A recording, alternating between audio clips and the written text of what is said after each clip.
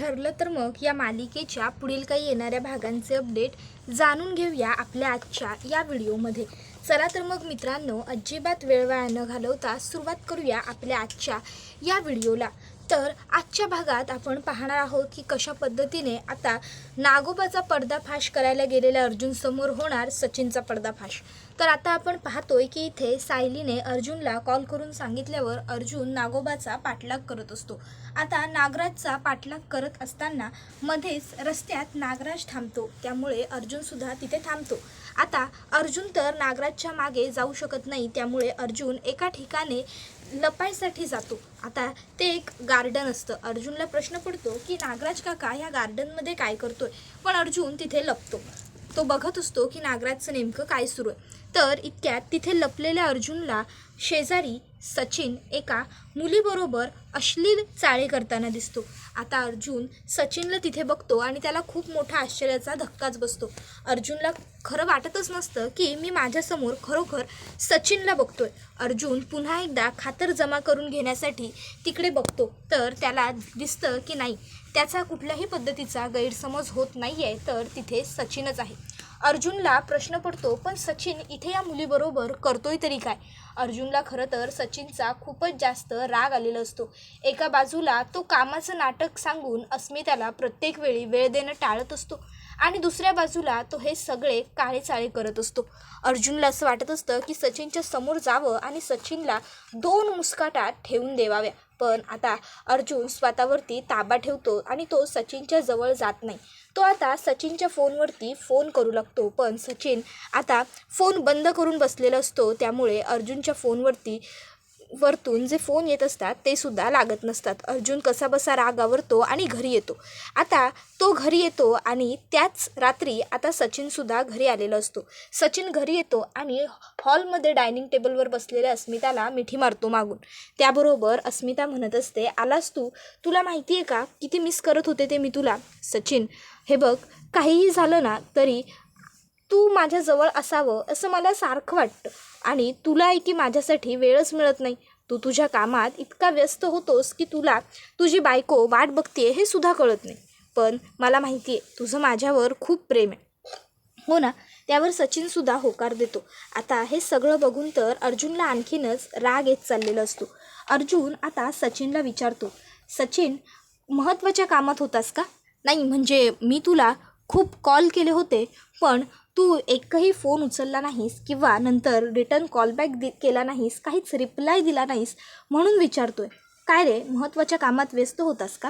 त्यावर सचिन म्हणतो, अरे हो अर्जुन, ॲक्च्युली आमच्या कॅनराची जी बँक आहे ना, त्या बँकचे CEO इकडे आले होते, तर मग त्यांच्याबरोबर मला मीटिंगला बसवलं होतं, म्हणून मग मला फोन घ्यायला जमलं नाही आणि नंतरनं माझ्या फोनची बॅटरी डेड झाली, त्यामुळे मला फोन तुला परत करताही आला नाही। बाय द वे, ते सगळं सोड ना, का करत होतास तू मला एवढं कॉन्टॅक्ट? काही काम होतं का तुझं, महत्त्वाचं काही सांगायचं होतं का? त्याबरोबर अर्जुन म्हणतो, हो होतं एक छोटंसं काम, पण नाही, काही हरकत नाही, आता माझं काम झालं आहे। त्याबरोबर आता खरं तर अर्जुन मनातल्या मनात म्हणत असतो, याचा अर्थ सचिन अस्मिताईला चीट करतोय, तो अस्मिताईला फसवतोय। सचिनचा आता अर्जुनला खूप राग येतो। सचिन रागाने जेवणाच्या ताटावरनं उठून खोलीत जातो। सायली विचार करते, अरे यांना काय झालं, हे असे रागारागात उठून खोलीत का बरं गेले? म्हणजे आधी तर सचिन भाऊजींची उलट तपासणी केल्यासारखे प्रश्न विचारले आणि नंतरनं खोलीत थेट निघून गेले।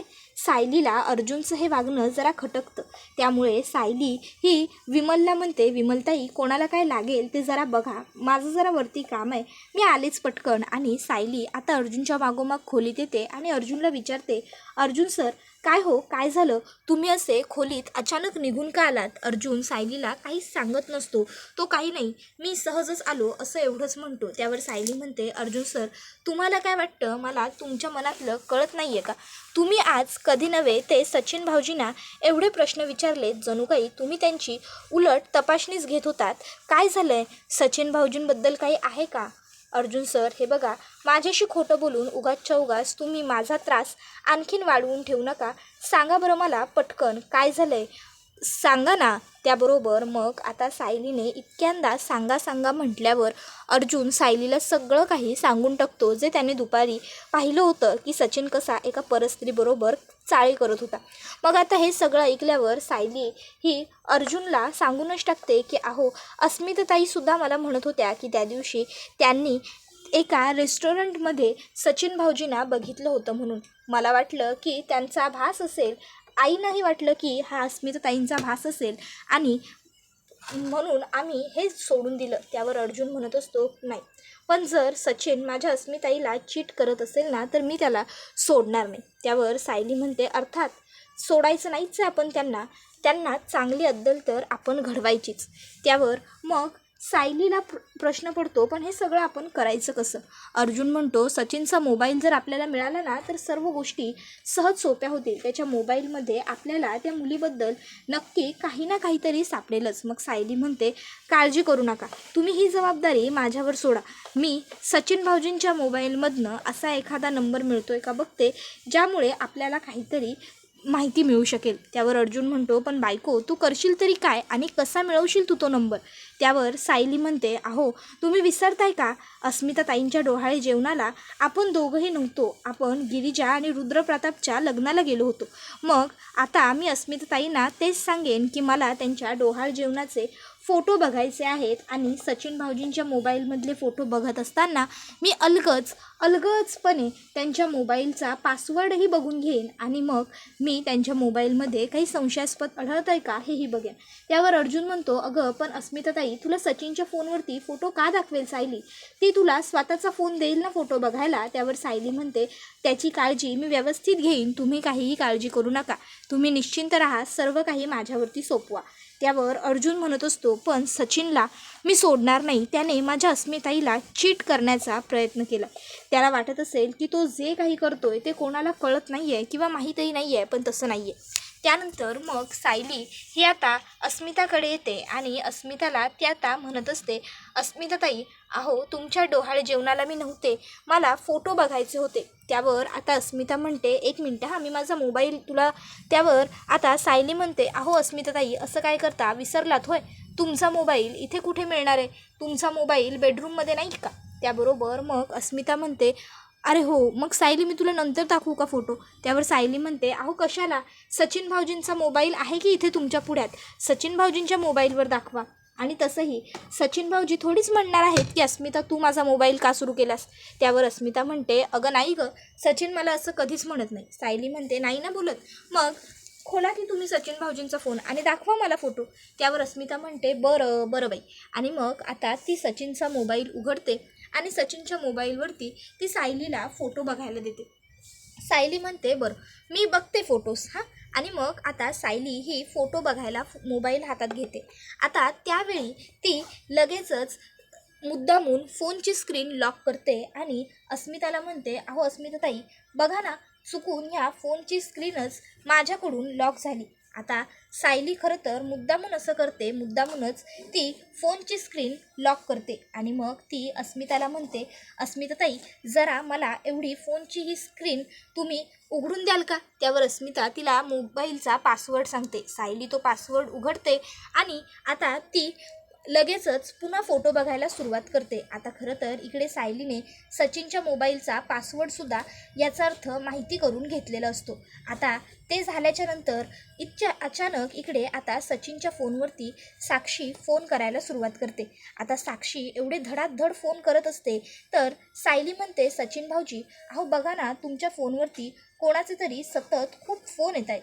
त्यावर सचिन म्हणत असतो, हो, कामाचे फोन आहेत ते माझ्या, द्या मी बघतो. आणि मग लगेचच सचिन सायलीच्या हातातनं तो फोन हिसकावून घेतो आणि आता तो तिकडनं पळ काढतो. आता सचिनने हा असा फोन घेतलेला खरं तर सायलीला जरा खटकतोच, पण तरीही सायली असं दाखवत नाही अस्मिताच्या समोर की तिला हे आवडलेलं नाही आहे. उलट ती असं दाखवते की उगाचच मी फोटो बघत राहिले, सचिन भाऊजींचे महत्त्वाचे फोन येत होते. आणि त्यानंतर मग आता लगेच इकडे सायली ही वरती अर्जुनकडे येते आणि अर्जुनला आता ती लगेचच सांगू लागते की अहो, सचिन भाऊजींच्या फोनचा पासवर्ड हा आहे. आणि मग ती पुढे सांगते की सचिन भाऊजींच्या फोनवरती ना आज एका मुलीचे फोन येत होते आणि काय बरं वेगळंच नाव होतं त्या फोनवरती, म्हणजे काय नाव होतं त्या फोनवर? त्यावर अर्जुन म्हणतो, बायको आठव काय नाव होतं ते? त्यावर सायली आता ते नाव आठवते आणि अर्जुनला सांगते की हां, त्या फोनवरती नाव होतं सॅम. त्याबरोबर अर्जुन म्हणतो, सॅम, ठीक आहे, आता ही सॅम कोण आहे हे मला शोधून काढावंच लागेल. तू काळजी करू नको, काय करायचं ते मी बघतो, शोधून काढतो मी ही सॅम आहे तरी कोण. त्याबरोबर सायली म्हणते, मला तर ती मुलगी कोणीतरी वेगळी असल्यासारखं वाटलं. त्यावर अर्जुन म्हणतो, म्हणजे नेमकं तुला काय म्हणायचं आहे? त्यावर सायली सांगते, अहो तो फोन जेव्हा माझ्या हातात वाजत होता ना, तेव्हा सचिन भाऊजींना खूपच टेन्शन आलं आहे त्या फोनचं, असं मला वाटत होतं सारखं राहून राहून. त्यावर अर्जुन म्हणतो, जर तसं असेल तर मग तर ही मुलगी कोण आहे हे मला शोधून काढायलाच हवं. तू काळजी करू नको, आता पुढे काय करायचं ते मी बघतो. त्यावर हे ऐकून सायलीला बरं वाटतं. मग आता अर्जुन हा ताबडतोब त्या ठिकाणी चैतन्याला बोलवतो आणि चैतन्याला आता तो सांगत असतो की चैतन्य, हे बघ, माझं एक अत्यंत महत्त्वाचं काम आहे तुझ्याकडे. चैतन्य म्हणतो, बोल ना अर्जुन, काय करायचं आहे? त्यावर अर्जुन त्याला सांगत असतो की मी तुला जो नंबर सांगेन त्या नंबरची माहिती काढायची आहे. त्यावर चैतन्य म्हणतो, अरे हो चालेल, सांग तू कोणाच्या नंबरची माहिती काढायची आहे तुला. त्याबरोबर अर्जुन सांगतो की मला या नंबरची माहिती हवी आहे. त्याबरोबर सचिन म्हणतो, ठीक आहे, मी तुला या नंबरची माहिती थोड्या वेळात देतो. त्याबरोबर अर्जुन हा सचिनला म्हणतो, चैतन्य, पण काही चूक होता कामा नये. चैतन्य म्हणतो, अरे हो, काळजी करू नको, पण कोणाचा आहे हा नंबर असं मी विचारू का? त्याबरोबर अर्जुन म्हणतो, ते सगळं मी तुला नंतर सांगेनच. मग चैतन्य आता त्या नंबरची माहिती शोधायला सुरुवात करतो आणि तो आता त्या नंबरची माहिती शोधून झाल्यावर अर्जुनला सांगतो की अर्जुन, इट्स रिअली व्हेरी हॉरिएबल. त्यावर अर्जुन म्हणतो, काय झालं, कोणाच्या नावावरती आहे तो नंबर रजिस्टर्ड? त्याबरोबर आता लगेचच चैतन्य सांगतो की अरे हा नंबर महिपत शिखरेच्या नावावरती रजिस्टर आहे. महिपत शिखरे. त्याबरोबर आता हे नाव ऐकून अर्जुनला प्रश्न पडतो की महिपतचा त्या मुलीबरोबर नेमका काय संबंध? महिपतच्या नावावरती कसा काय नंबर रजिस्टर असू शकतो? तर चैतन्य म्हणत असतो, अर्जुन, अरे आता तरी सांग की कोण आहे ही व्यक्ती आणि कोणाचा आहे हा नंबर? त्याबरोबर अर्जुन सांगतो की सांगेन, लवकरच सांगेन. मग आता अर्जुन ठरवतो की आपल्याला काहीही करून आता त्या मुलीचा महिपतजवळ काय संबंध आहे ते शोधून काढायचं. मग आता ते शोधून काढायचं असेल तर तिच्यापर्यंत पोहोचावं लागेल, तिच्यापर्यंत जावं लागेल. मग आता सायली हीच अर्जुनला सांगते की मी सेल्स गर्ल म्हणून तिच्या घरी जाईन आणि सेल्स गर्ल म्हणून गेल्यावर तिच्याशी बोलत चालत मी बरोबर सगळी माहिती काढून घेईन. आता सायली हे असं म्हटल्यावर अर्जुन म्हणतो, खरंच जमेल बायको हे काम करायला तुला? त्यावर सायली म्हणते, अर्थात जमेल, आणि जमलं नाही ना तरीही मी जमवेन. अस्मिताताईंसाठी मी एवढं तर नक्कीच करू शकते.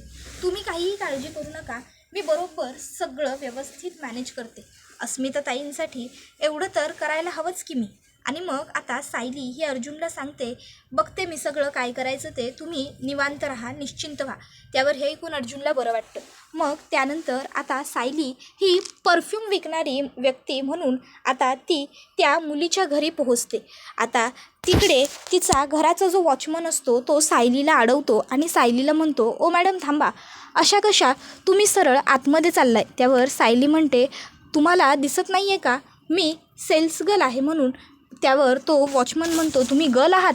त्यावर सायली म्हणते, तुम्हाला त्याच्याशी काय करायचं आहे? मला परफ्यूम विकायचे आहेत आणि त्यासाठीच मी इथे आलेली आहे, सो तुम्ही मला जाऊ द्या, माझा रस्ता रोखू नका. त्याबरोबर आता तो सेल्समन सांगतो, अहो मॅडम, काय आहे ना, इथे कोणालाही जाण्याची परवानगी नाही आहे, त्यामुळे मी तुम्हालासुद्धा सोडू शकत नाही, असंच तर तुम्ही नका जाऊ इथे. त्याबरोबर आता लगेचच ती म्हणत असते, अहो असं काय करताय, मला जाऊ द्या आतमध्ये, मला नका थांबू. त्याबरोबर तो म्हणत असतो सेल्समन, मॅडम अहो मी सांगितलं ना तुम्हाला नाही जाता येणार. पण सायली आता हट्टच करते, मला जायचंच आहे असं म्हणते आणि आता ती समिधाला भेटायला वरती येते.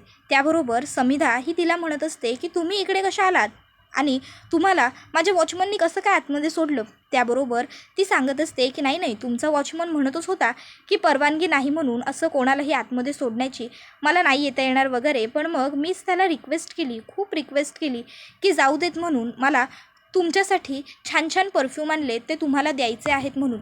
त्यावर समिधा म्हणते, तुम्ही ओळखता का मला? त्यावर ती म्हणते, अहो नाही हो, ओळखत नाही, पण एक दोनदा ह्या बंगल्याबाहेरून जात असताना तुम्हाला पाहिलं होतं, तुम्ही खूप सुंदर आहात, त्यामुळे तुम्हाला हे असे सुंदर परफ्यूम आवडतील असं वाटलं, तेवढाच माझ्याही परफ्यूमचा खप होईल आणि तुम्हालाही अगदी उत्तम आणि छान, अगदी छान परफ्यूम मिळतील असा विचार आला मनात साधासा. म्हणून तुमच्यासाठी परफ्यूम घेऊन वरती आले असं आता ती सायलीला सांगते. त्याबरोबर आता लगेचच समिधा म्हणते, वा, मार्केटिंग करण्याची ही स्ट्रॅटेजी मात्र मला तुमची खूपच आवडली हां. नाही म्हणजे बरोबर कसं काय कस्टमरला मनवायचं हे तुम्हाला बरोबर कळतं. त्यावर सायली म्हणते, नाही हो, असं काही नाही आहे. गोड बोलून कस्टमरला आम्ही कधीच आमचं प्रोडक्ट विकत नाही. अहो, खरोखर तुम्ही दिसायला एवढ्या सुंदर आहात, एवढ्या देखण्या आहात, म्हणून मग मी तुमचं कौतुक केलं. कौतुक हे कायम मनापासून केलं जातं. त्याच्यासाठी तुम्ही माझं प्रोडक्ट विकत घ्यायलाच हवं असं काही नाही. पण खरं सांगते, तुम्ही याच्यातला एखादा परफ्यूम तरी घ्यालच. इतके सुंदर आणि वासाचे छान परफ्यूम आहेत माझ्याकडे. बघा तरी एकदा परफ्यूम. त्याबरोबर मग आता ती म्हणते, बरं बसा. आणि मग आता ती समिधाला परफ्यूम दाखवायला सुरुवात करते. आता समिधा म्हणत असते, हो खरंच परफ्यूम तर खूप छान आहेत तुमच्याकडे. त्यावर ती म्हणते, आवडले ना? अहो मग घेऊनच टाका.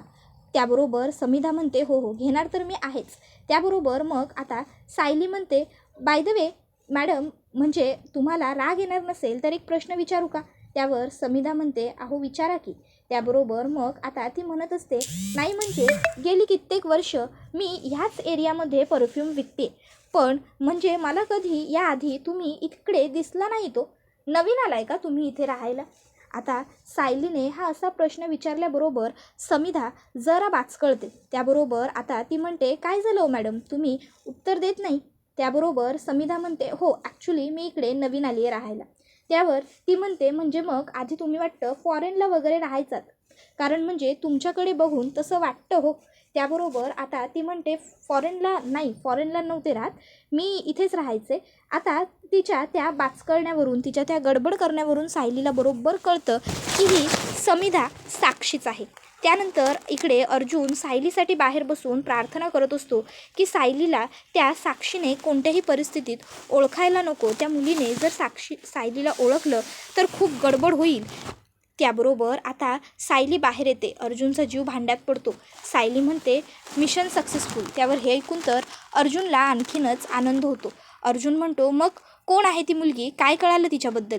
त्यावर सायली सांगत असते की त्या मुलीचं नाव, ती सांगते की तिचं नाव समिधा आहे म्हणून, पण ती समिधा वगैरे कोणीही नाही आहे, ती साक्षी आहे हे मला पक्क कन्फर्म झालं. एक नंबरची खोटारडी मुलगी आहे ती साक्षी आहे. त्याबरोबर आता अर्जुन म्हणतो, तुला कसं हे कन्फर्म झालं?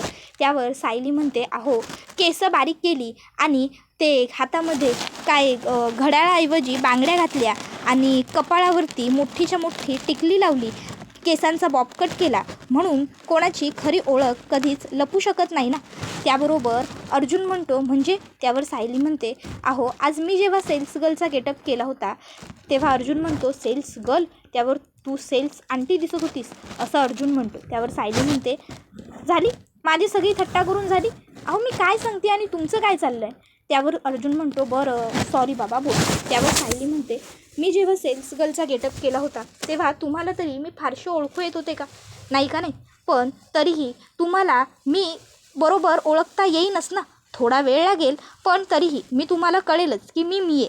तसंच मी सुद्धा त्या साक्षीला कधीही विसरू शकत नाही. तिच्यामुळे माझ्या मधुभाऊंना एवढा त्रास सहन करावा लागला होता. त्या मुलीला मी कशी काय विसरू शकते? तिला मी कधीच नाही विसरू शकत. त्यावर अर्जुन म्हणतो, कन्फर्म आहेस तू की ती मुलगी साक्षीच होती म्हणून? त्यावर सायली म्हणते, हो मी अगदी कन्फर्म आहे की ती मुलगी साक्षीच आहे म्हणून. त्यावर हे ऐकून अर्जुन म्हणतो, मग आता आपण तिला सोडायचं नाही. त्यावर सायली म्हणते, हो तिला तर सोडायचं नाहीच, पण तिच्या नादी लागलेल्या आपल्या सचिन भाऊजींनासुद्धा सोडायचं नाही. सचिन भाऊजी अस्मिताताईंची फसवणूक करतायत हे जेव्हा अस्मिताताईंना कळेल तेव्हा त्यांना किती मोठा धक्का बसेल, त्यांना किती त्रास होईल या गोष्टीचा, किती वाईट वाटेल. सचिन भाऊजी का वागत असतील असं मला खरंच कळत नाही आहे सचिन भाऊजींचं वागणं. त्यावर अर्जुन म्हणत असतो, ते तर मलासुद्धा कळत नाही आहे. असो, आता तो जे वागतोय त्याच्यातून आपल्याला त्याला मागे तर आणावंच लागेल. काहीही करून मला माझ्या ताईचा संसार मोडू द्यायचा नाही आहे आणि सचिनलासुद्धा लाईनवर आणायचं आहे. त्यावर सायली म्हणते, काळजी करू नका हो, अस्मिताताईंचा संसार वगैरे काहीही मोडणार नाही, सगळं व्यवस्थित होईल. आपण आहोत ना, आपण दोघं सगळं व्यवस्थित करू. तुम्हाला तर माहिती आहे, जिथे जिथे आपण दोघं एकत्र असतो तिथे तिथे कायम सगळं व्यवस्थित आणि छानच घडतं ना. मग आता तुम्ही कशाला काळजी करताय? मी आहे ना तुमच्याबरोबर. आपण दोघं मिळून सचिन भाऊजींना लाईनवर आणू आणि ती साक्षी कशी मुलगी आहे हे त्यांना दाखवून देऊ. साक्षी जिवंत आहे हे कळलं ते खूप बरं झालं असं सायली म्हणते. त्याबरोबर हा व्हिडिओ इथेच संपतो. व्हिडिओ आवडला असेल तर व्हिडिओला लाईक करा. चॅनलवर नवीन असाल तर चॅनलला सबस्क्राईब करा.